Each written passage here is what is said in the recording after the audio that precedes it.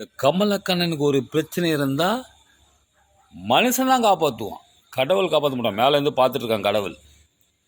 கடவுள் ரூபத்தில் யாரோ ஒரு ஆள் வந்து காப்பாற்றுவான். கடவுள் ரூபத்தில் யாரோ காப்பாற்றுவான். கமலக்கண்ணனுக்கு யார் ஃப்ரெண்டோ அவங்க காப்பாற்றுவாங்க. கமலக்கண்ணனுக்கு ஃப்ரெண்டு சிவபெருமான்னா அந்த சிவபெருமான் வந்து காப்பாற்றுவான். கமலக்கண்ணனுக்கு ஃப்ரெண்டு அடுத்த யாருன்னா ஏசாப்பானா அந்த ஏசாப்பா ஃப்ரெண்டு, அவன் காப்பாற்றுவான்.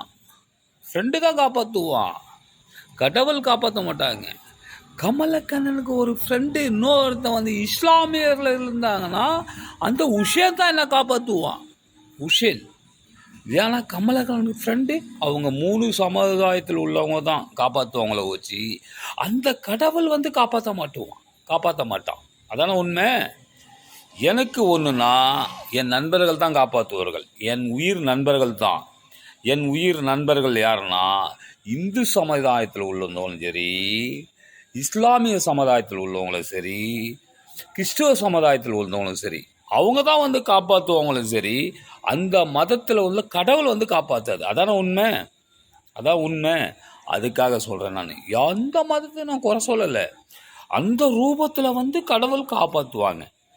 கமலக்கண்ணன் ஒருத்தனை கஷ்டப்பட்டிருக்கான்னு தெரிஞ்சா அந்த மதத்தில் உள்ளவங்க கண்டிப்பாக வந்து காப்பாற்றுவாங்க.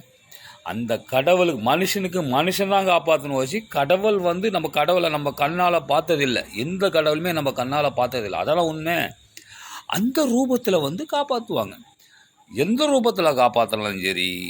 என் வாழ்க்கையில் எல்லா நண்பர்களும் எனக்கு உயிர் நண்பர்கள் தான். எல்லாமே சொல்கிறேன். நான் ஒரு இந்திய குடிமகன் இருந்தால் கூட பரவாயில்ல.